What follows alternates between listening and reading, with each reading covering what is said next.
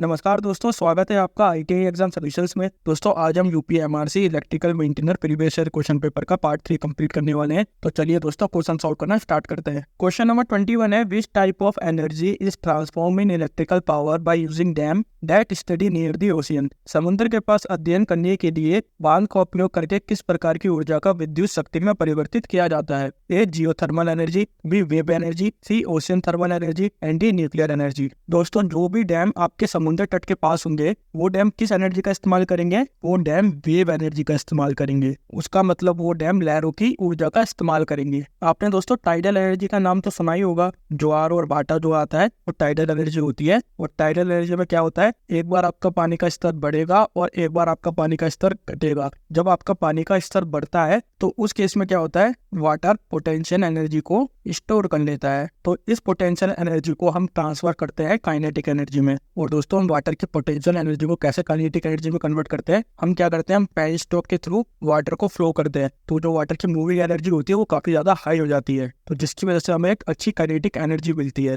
और जब हमें एक अच्छी काइनेटिक एनर्जी मिलेगी तो उसकी मदद से हम किसी भी जनरेटर को घुमा सकते हैं। और जब जनरेटर घूमेगा तो क्या होगा, इलेक्ट्रिसिटी प्रोड्यूस होगी। तो दोस्तों समुद्री तट की ऊर्जा में हम किसका यूज कर रहे हैं? हम वेव एनर्जी का यूज कर रहे हैं। सो दोस्तों इसका राइट आंसर होगा option number B, wave energy. Question number 22 है, what is the value of conduction angle in class A type of amplifier. वर्ग ए प्रकार के एम्पलीफायर में चालन कोण का मान क्या है? A half cycle, B full cycle, C slightly more than half cycle and D slightly less than half cycle. दोस्तों आमतौर पर 4 तरह की एम्पलीफायर क्लासेस होती है, class A, class B, class A B, class C. जो भी क्लास ए एम्पलीफायर होते हैं उनका कंडक्शन एंगल होता है 360 डिग्री, यानी कि वो पूरा फुल साइकिल में कंडक्ट करेंगे। क्लास बी एम्पलीफायर में जो कंडक्शन एंगल होता है वो केवल 180 डिग्री होता है। इसका मतलब क्लास बी एम्पलीफायर केवल हाफ साइकिल तक कंडक्ट करेगा। क्लास ए बी एम्पलीफायर में क्या होता है, जो कंडक्शन एंगल होता है वो 180 डिग्री से 360 डिग्री के बीच में रहता है। और जो क्लास सी एम्पलीफायर होते हैं उनका कंडक्शन एंगल होता है लेस देन 180 डिग्री। अब अगले 3 क्लासेस को अलग अलग वर्गीकृत करा है। तो क्लास ए का कंडक्शन एंगल 360 डिग्री है, क्लास बी का कंडक्शन एंगल 180 डिग्री है, क्लास सी का conduction angle less than 180 degree है। एफिशिएंसी की बात करें, क्लास ए की एफिशिएंसी सबसे कम होती है 50%, क्लास बी की एफिशिएंसी 78.5% होती है और क्लास सी की एफिशिएंसी 100% होती है। लीनियरिटी की बात करें तो क्लास ए की जो लीनियरिटी होती है वो सबसे ज्यादा होती है, क्लास बी की लीनियरिटी क्लास ए से कम होती है और क्लास सी की लीनियरिटी सबसे कम होती है। डिस्टॉर्शन की बात करें तो क्लास ए में सबसे कम डिस्टॉर्शन होगा, क्लास बी में मीडियम डिस्टॉर्शन होगा और क्लास सी में हाईएस्ट डिस्टॉर्शन होगा। अब क्योंकि दोस्तों class C less than 180 degree conduct करता है, यानी कि उसका जो ऑन साइकिल है वो लेस देन 180 डिग्री है। क्योंकि दोस्तों इसका on cycle less than 180 degree है, ये फुल टाइम तक ऑन नहीं रहता है। तो क्लास सी के केस में क्या होता है, हार्मोनिक डेवलप हो जाती है। तो इससे क्लास सी की एफिशिएंसी तो काफी अच्छी हो जाती है, लेकिन इसमें डिस्टॉर्शन काफी ज्यादा बढ़ जाते हैं। तो जितना ज्यादा ऑन टाइम होगा उतनी अच्छी हमें लीनियरिटी मिलेगी और जितना कम ऑन टाइम होगा उतनी अच्छी हमें एफिशिएंसी मिलेगी। सो दोस्तों इसका राइट आंसर होगा option number B, class A conduct for full cycle. Question number 23 है, what is the energy level between the conduction band and the valence band. अर्धचालक में चालन बैंड और संयोजकता बैंड के बीच ऊर्जा स्तर क्या है? ए 0,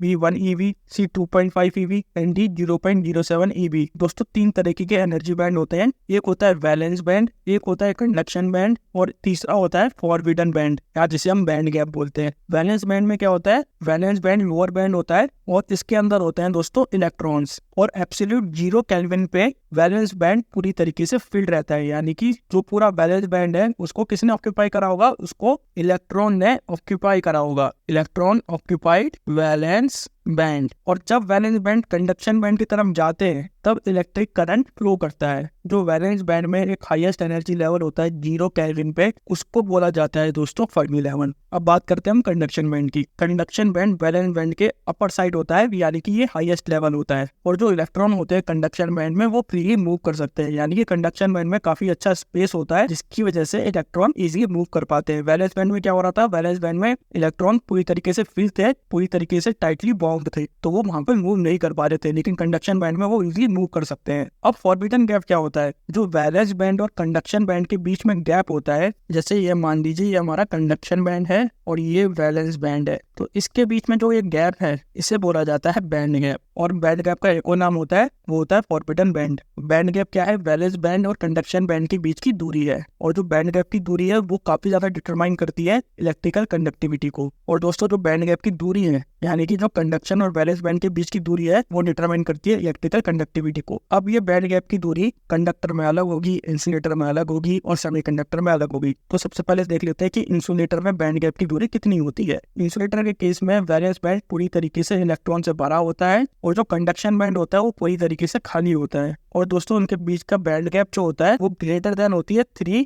eV के। तो इतने बड़े बैंड गैप में क्या होता है, जो इलेक्ट्रॉन होता है वो जंप नहीं कर पाता है कंडक्शन बैंड में, तो इसी वजह से इंसुलेटर में कंडक्टिविटी नहीं हो पाती है। कंडक्टर के केस में क्या होता है, सिनेरियो बिल्कुल अलग हो जाता है। कंडक्टर के केस में वैलेंस बैंड और कंडक्शन बैंड ओवरलैप करते हैं और जो कंडक्शन बैंड होता है वो पार्शियली फिल होता है इलेक्ट्रॉन से, यानी कि कंडक्टर काफी अच्छी तरीके से इलेक्ट्रिसिटी को कंडक्ट कर सकता है, क्योंकि जितनी ज्यादा इलेक्ट्रॉन कंडक्शन बैंड में होंगे उतना ही अच्छा इलेक्ट्रिकल करंट फ्लो करेगा। और जो बैंड गैप होता है वो नेग्लिजिबल होता है, यानी कि ना के बराबर होता है। अब सेमीकंडक्टर के केस में क्या होता है, सेमीकंडक्टर के केस में कुछ प्रॉपर्टीज आपकी इंसुलेटर की तरह होती हैं और कुछ प्रॉपर्टीज सेमीकंडक्टर की कंडक्टर की तरह होती हैं। जैसे इंसुलेटर में क्या होता है, वैलेंस बैंड पूरी तरीके से इलेक्ट्रॉन से फिल रहता है। सेमीकंडक्टर के केस में भी ऐसा ही होता है, लेकिन जो इनका बैंड गैप होता है, या इसे ऐसा बोल सकते हैं जो बैंड विड्थ होती है इसकी, वो केवल 0.07 eV होती है। इंसुलेटर के केस में कितनी थी, ग्रेटर देन 3 eV थी। अब क्योंकि इसका जो बैंड गैप है वो काफी ज्यादा छोटा है, तो अगर इलेक्ट्रॉन एक्साइट होगा वो कंडक्शन बैंड में जा सकता है। अब दोस्तों सेमीकंडक्टर को एक्साइट करने के अलग अलग मेथड्स होते हैं। एक तो हम टेम्परेचर बढ़ा सकते हैं सेमीकंडक्टर का, या उसमें डोपिंग कर सकते हैं, पी टाइप डोपिंग कर सकते हैं, एन टाइप डोपिंग कर सकते हैं। तो अलग अलग तरीके होते हैं सेमीकंडक्टर को कंडक्टर बनाने के लिए। जब वैलेंस बैंड में इलेक्ट्रॉन एक्साइट होता है तो वो कंडक्शन बैंड में जंप कर जाता है। और सेमीकंडक्टर की एक प्रॉपर्टी होती है, जैसे जैसे टेम्परेचर बढ़ता है वैसे वैसे सेमीकंडक्टर की इलेक्ट्रिकल कंडक्टिविटी बढ़ती रहती है। क्वेश्चन नंबर 24 है, which of the following define the advantage of AC transmission line as compared with DC transmission line. निम्नलिखित में से कौन डीसी ट्रांसमिशन लाइन की तुलना में एसी ट्रांसमिशन लाइन के लाभ को परिभाषित करता है। A, no screen effect in DC transmission line. B, DC system is more efficient than AC system. C, DC transmission system is more complex and costly. And D, DC system has no inductance in line. दोस्तों इस question में हमें AC transmission line का advantage बताना है as compare to DC transmission line. तो पहले हम देख लेते हैं कि डीसी ट्रांसमिशन लाइन के क्या क्या एडवांटेज है। DC transmission line long line के लिए इकोनॉमिकल होती है, यानी कि अगर ट्रांसमिशन लाइन का डिस्टेंस काफी ज्यादा है तो DC transmission line as compare to AC transmission line ज्यादा इकोनॉमिकल होगी, क्योंकि डीसी ट्रांसमिशन लाइन में पावर लॉसेस कम होते हैं। तो ऑब्वियसली बात है, जो एसी ट्रांसमिशन लाइन होती है उसमें डोमिनेंट लॉसेस कौन से होते हैं, एक तो आपका इंडक्टिव लॉस काफी ज्यादा होता है एसी ट्रांसमिशन लाइन में, ऊपर से इसमें स्किन इफेक्ट भी होता है। फिर कोरोना लॉस भी एसी ट्रांसमिशन लाइन में as compare to DC transmission line काफी ज्यादा होता है, कि कोरोना लॉस फ्रीक्वेंसी पर भी डिपेंड करता है। दूसरा इसका एडवांटेज क्या है कि डीसी ट्रांसमिशन लाइन में हमें कम वायर की जरूरत पड़ती है। डीसी सिस्टम में हमें केवल 2 कंडक्टर की जरूरत होती है, एक पॉजिटिव कंडक्टर एक नेगेटिव कंडक्टर। और हमें एसी ट्रांसमिशन लाइन में कितने कंडक्टर की जरूरत होती है, एटलीस्ट हमें 3 कंडक्टर की जरूरत होती है ट्रांसमिशन के लिए। और जब हम इसको डिस्ट्रीब्यूट करते हैं तो हमें 3 फेज 4 वायर की जरूरत होती है, तो यानी कि हमें 4 वायर की जरूरत पड़ जाती है उस टाइम। तो इसकी वजह से डीसी ट्रांसमिशन लाइन में जो मटेरियल कॉस्ट होती है वो कम पड़ती है। डीसी ट्रांसमिशन लाइन में कोरोना लॉसेस भी कम होते हैं। अभी हमने डिस्कस करा था कि डीसी ट्रांसमिशन लाइन में कोरोना लॉस कम होते हैं। और कोरोना लॉस होते किसकी वजह से है, जैसे ये वायर है इसके सरफेस की तरफ जो एयर है वो आयोनाइज्ड हो जाती है, यानी कि एयर चार्ज अप हो जाती है। तो जब एयर चार्ज अप हो जाती है तो कंडक्टर की बाहरी सतह पे एक बैगनी रंग की लाइट प्रदर्शित होती है, उसी बैगनी रंग की लाइट को बोला जाता है कोरोना।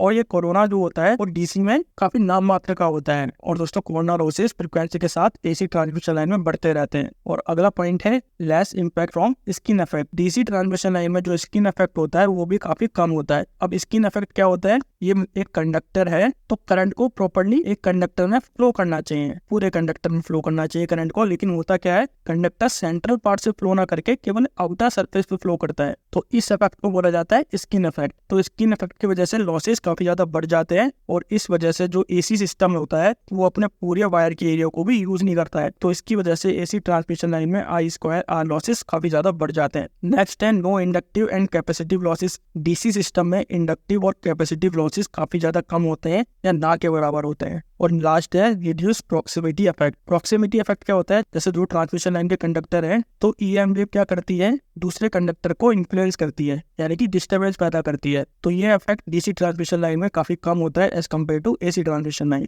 अब एसी ट्रांसमिशन लाइन के क्या एडवांटेज है, एसी ट्रांसमिशन लाइन का सबसे बड़ा एडवांटेज है voltage transformation. AC transmission line में इजिली हम वोल्टेज को स्टेप अप कर सकते हैं, स्टेप डाउन कर सकते हैं, क्योंकि सारी मशीनरी, क्योंकि जितने भी ज्यादातर इक्विपमेंट्स है वो हमारे एसी इक्विपमेंट है। हमारे घर पे भी एसी सप्लाई आती है, हमारे सारे इक्विपमेंट भी एसी में काम करते हैं ऑलमोस्ट। तो इससे हमें क्या एडवांटेज मिलता है, हम पावर को काफी हाई वोल्टेज पे ट्रांसमिट कर सकते हैं और काफी लॉन्ग डिस्टेंस पर भी ट्रांसमिट कर सकते हैं। अगर हमारा डीसी सिस्टम लगा होगा तो उसके लिए अलग इक्विपमेंट की जरूरत पड़ेगी, तो वहाँ पे हमारी कॉस्ट जो होती है वो काफी ज्यादा हाई हो जाती है। और दोस्तों एसी ट्रांसमिशन लाइन की जो मेंटेनेंस होती है as compare to DC transmission line, वो सस्ती होती है या चीपर होती है। और जो एसी ट्रांसमिशन लाइन में स्विच गियर यूज होते हैं जैसे कि सर्किट ब्रेकर हो गया, उनकी कॉस्ट भी काफी कम होती है as compare to DC switchgear. So दोस्तों इसका राइट आंसर होगा option number C, DC transmission system is more complex and costly. Question number 25 है, which type of renewable energy plant की minimum average capital cost? A geothermal, B solar PV system, C onshore wind. दोस्तों onshore wind की जो average capital cost होती है वो काफी कम होती है और ऑनशोर विंड एक रिन्यूएबल एनर्जी रिसोर्सेज है। अब ऑनशोर विंड क्या होता है, पहले थोड़ा सा उसको जान लेते हैं। ऑनशोर विंड को हिंदी में बोलते हैं स्थलीय पवन ऊर्जा।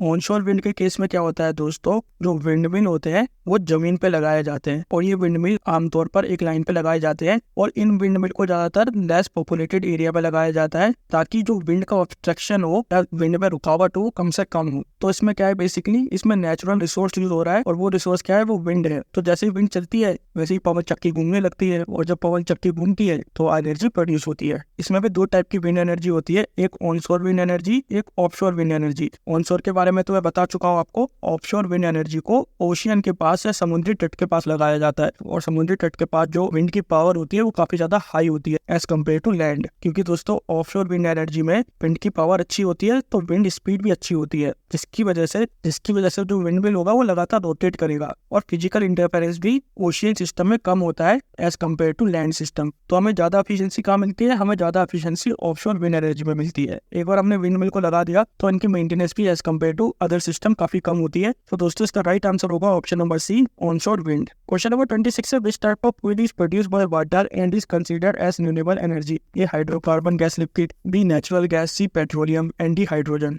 दोस्तों हाइड्रोकार्बन गैस लिक्विड एक फॉसिल फ्यूल होता है और ये रिन्यूएबल एनर्जी रिसोर्सेज में नहीं आता है। नेचुरल गैस भी क्या है, एक तरीका का फॉसिल फ्यूल है और ये भी रिन्यूएबल एनर्जी रिसोर्सेज में नहीं आता है। पेट्रोलियम भी आपका सेम केस में आता है। अब बात करें हम हाइड्रोजन की, हाइड्रोजन गैस को हम इलेक्ट्रोलिसिस की मदद से प्रोड्यूस कर सकते हैं और दोस्तों इलेक्ट्रोलिसिस के प्रोसेस पर क्या करते हैं, हम वाटर में इलेक्ट्रिसिटी का फ्लो करते हैं जिसकी वजह से जो H2O यानी कि वाटर के मॉलिक्यूल्स हैं वो ब्रेक हो जाते हैं, किसमें, हाइड्रोजन में और ऑक्सीजन में। इस पॉइंट को याद रखना, अगर जो इलेक्ट्रिसिटी हमें मिलनी है वो रिन्यूएबल एनर्जी रिसोर्सेज से मिल रही है तब हम कह सकते हैं कि हाइड्रोजन एक तरीके का रिन्यूएबल रिसोर्सेज है। अब मान लीजिए हमें एनर्जी तो हम कंज्यूम कर रहे हैं न्यूक्लियर पावर प्लांट की, nuclear power plant renewable resources तो नहीं है, उस केस में हम हाइड्रोजन को रिन्यूएबल रिसोर्स नहीं बोलेंगे। तो हाइड्रोजन खुद में एक रिन्यूएबल रिसोर्सेज नहीं है, लेकिन इसके डेवलपमेंट के प्रोसेस को अगर हम रिन्यूएबल एनर्जी के थ्रू प्रोड्यूस कर रहे हैं तब ये रिन्यूएबल रिसोर्सेज में आ जाता है। सो दोस्तों इसका राइट आंसर होगा option number D, hydrogen. Question number 27 है, the main content of insulating oil is are. Insulate तेल का मुख्य सामग्री क्या है? ए नेफ्था,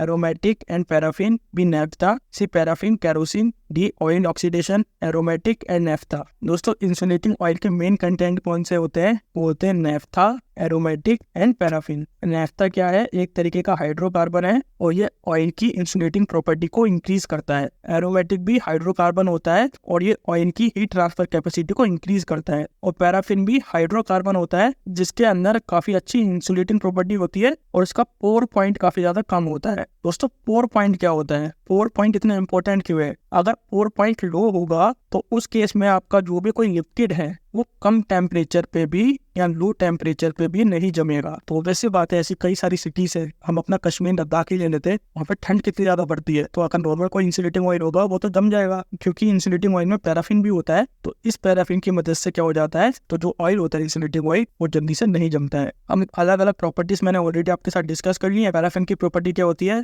उसका इलेक्ट्रिकल इंसुलेशन काफी अच्छा होता है, लो पोर पॉइंट रहता है इसका। नेफ्थिन की स्टेबिलिटी काफी अच्छी होती है और ऑयल डिग्रेडेशन इस केस में कम होता है। नेक्स्ट है एरोमेटिक। एरोमेटिक की क्या प्रॉपर्टी होती है, तो एरोमेटिक ऑयल की मदद से ऑयल की हीट ट्रांसफर प्रॉपर्टी इंक्रीज हो जाती है। तो इंसुलेटिंग ऑयल में इन तीनों का बैलेंस होना जरूरी है, यानी कि उसका इलेक्ट्रिकल रेजिस्टेंस हाई होना चाहिए, लो पोर पॉइंट होना चाहिए, ऑयल के अंदर अच्छी स्टेबिलिटी होनी चाहिए और हीट ट्रांसफर प्रॉपर्टी भी काफी अच्छी होनी चाहिए। सो दोस्तों इसका राइट आंसर होगा option number A, naphtha, aromatic and paraffin. Question number 28 है, KWH मीटर में भी क्लासिफाइड एज। KWH मीटर को इस प्रकार वर्गीकृत किया जा सकता है, A deflecting instrument, B recording instrument, C integrating instrument and D indicating instrument. दोस्तों तीन तरीके के मेन इंस्ट्रूमेंट होते हैं। पहला होता है इंडिकेटिंग इंस्ट्रूमेंट, इंडिकेटिंग इंस्ट्रूमेंट केवल क्या करते हैं, जो वैल्यू को डिस्प्ले करते हैं या इंडिकेट करते हैं, और ये वैल्यू जो डिस्प्ले करते हैं ये रियल टाइम वैल्यू होती है। जो भी चीज हम मेजर कर रहे हैं उस चीज को वो रियल टाइम डिस्प्ले कर देंगे। इनके एग्जांपल होते हैं ammeter, volt meter, watt meter. Recording instrument का मेन फंक्शन क्या है, ये मेजरमेंट के वेरिएशन को कंटिन्यूअसली रिकॉर्ड करके चलते हैं, और ये रिकॉर्ड आपका चार्ट में भी हो सकता है और ये रिकॉर्ड आपका डायल में भी हो सकता है। इसके एग्जांपल है potentiometer recorder, strip chart recorder. Next है इंटीग्रेटिंग इंस्ट्रूमेंट। इंटीग्रेटिंग इंस्ट्रूमेंट का मेन काम क्या है, या पूरे इलेक्ट्रिकल क्वांटिटी को मेजर करते हैं over a specific time period, यानी कि इंटीग्रेटिंग इंस्ट्रूमेंट हर इन वैल्यू को रजिस्टर करते हुए चलते हैं। तो जो ये टाइम पीरियड है, स्पेसिफिक टाइम पीरियड है, वो आपका 1 दिन का भी हो सकता है, वो आपका 1 घंटे का भी हो सकता है, वो आपका 1 महीने का भी हो सकता है, वो आपका 1 हफ्ते का भी हो सकता है, वो आपका 1 साल का भी हो सकता है। तो इसमें हम अलग अलग टाइम पीरियड पे अलग अलग वैल्यूज को निकाल सकते हैं। क्योंकि इसने सारी वैल्यूज को रजिस्टर करा हुआ है, तो हम किसी भी टाइम फ्रेम में अपने एनर्जी कंजप्शन को निकाल सकते हैं। इसके एग्जांपल होते हैं ampere hour meter, energy meter, जिसे हम KWH मीटर भी बोलते हैं, और kilowatt ampere hour meter. KWH meter किस में आता है, ये इंटीग्रेटिंग इंस्ट्रूमेंट में आता है। सो ऑप्शन नंबर सी इसका राइट ऑप्शन होगा। क्वेश्चन नंबर 29 है, the winding on a machine that carry only load current is called. एक मशीन पर वाइंडिंग जो केवल लोड करंट को वहन करती है वो क्या कहलाती है। A tertiary winding, B armature winding, C field winding, and D auxiliary winding. दोस्तों आर्मेचर वाइंडिंग का मेन काम क्या होता है, लोड करंट को कैरी करना। और दोस्तों ये आर्मेचर वाइंडिंग आपकी जनरेटर में भी अप्लाई होती है और ये वाइंडिंग आपकी मोटर में भी अप्लाई होती है। मोटर के केस में क्या होता है, आर्मेचर वाइंडिंग इलेक्ट्रिकल एनर्जी को मैकेनिकल एनर्जी में कन्वर्ट कर देती है, और जनरेटर के केस में मैकेनिकल एनर्जी को इलेक्ट्रिकल एनर्जी में कन्वर्ट कर देती है। और जो EMF जनरेट होता है वो किस में होता है, वो आर्मेचर वाइंडिंग में जनरेट होता है। अब आर्मेचर वाइंडिंग में 2 तरह की होती है, एक क्लोज वाइंडिंग होती है, एक ओपन वाइंडिंग होती है। क्लोज वाइंडिंग भी फिर 2 तरह की होती है, एक लैप वाइंडिंग और वेव वाइंडिंग। अब लैप वाइंडिंग और वेव वाइंडिंग का डिफरेंस ऑलरेडी हम बहुत बार डिस्कस कर चुके हैं। अब बात करते हैं हम फील्ड वाइंडिंग की। फील्ड वाइंडिंग में एक्साइटेशन करंट प्रोड्यूस होता है, या फील्ड वाइंडिंग एक्साइटेशन करंट को जनरेट करती है, और जो करंट होता है फील्ड वाइंडिंग में वो काफी कम होता है as compare to load current. So दोस्तों इसका राइट आंसर होगा option number B, armature winding. Question number 30 है, the torque which is available for doing useful work is known as. उपयोगी कार्य करने के लिए जो टॉर्क उपलब्ध होता है उसे डैश के नाम से जाना जाता है। A shaft torque, B balance torque, C brake torque, and D load torque. दोस्तों शाफ्ट टॉर्क वो टॉर्क होता है जो एक्चुअल टॉर्क होता है या यूजेबल टॉर्क होता है, और ये टॉर्क होता है दोस्तों मोटर की शाफ्ट में। और दोस्तों शाफ्ट टॉर्क की मदद से ही हम किसी भी मैकेनिकल वर्क को परफॉर्म कर सकते हैं। आर्मेचर टॉर्क आपका टोटल टॉर्क होता है। जो भी एक मोटर टोटल टॉर्क प्रोड्यूस करती है उसे बोला जाता है आर्मेचर टॉर्क। लिख भी देता हूँ मैं यहाँ पे, टोटल टॉर्क होता है आर्मेचर टॉर्क। और यूजफुल टॉर्क कौन सा होता है, वो होता है शाफ्ट टॉर्क। अब एक और टॉर्क होता है लॉस्ट टॉर्क। जब हम आर्मेचर टॉर्क को, इसको मैं TA लिख देता हूँ, शाफ्ट टॉर्क से माइनस करते हैं तो लॉस्ट टॉर्क क्या होता है, armature torque minus shaft torque, यानी कि TA माइनस TS। तो दोस्तों अब क्या होता है, जो भी हमने टोटल टॉर्क प्रोड्यूस करा या आर्मेचर टॉर्क प्रोड्यूस करा उसमें कुछ एनर्जी वेस्ट हो जाती है। किसकी वजह से, फ्रिक्शन की वजह से हो सकती है, विंडेज लॉसेस की वजह से हो सकती है, या आयरन लॉसेस की वजह से हो सकती है। तो जो भी एनर्जी लॉस हुई वो होता है लॉस्ट टॉर्क। और जब हम आर्मेचर टॉर्क को शाफ्ट टॉर्क से माइनस करते हैं तो ये लॉस्ट टॉर्क निकल के आता है। अब जब हम आर्मेचर टॉर्क यानी कि TA को माइनस कर दे लॉस्ट टॉर्क से यानी कि TL से, तो हमें मिलता है यूजेबल टॉर्क। तो जो टॉर्क लोड पर कार्य करने के लिए उपलब्ध होता है दोस्तों, वही उपयोगी यांत्रिक ऊर्जा को दर्शाता है। सो दोस्तों इसका राइट आंसर होगा option number A, shaft torque. दोस्तों अगर आपको ये वीडियो पसंद आया है तो प्लीज इस वीडियो को लाइक कीजिए, हमारे चैनल को सब्सक्राइब कीजिए। Thanks for watching.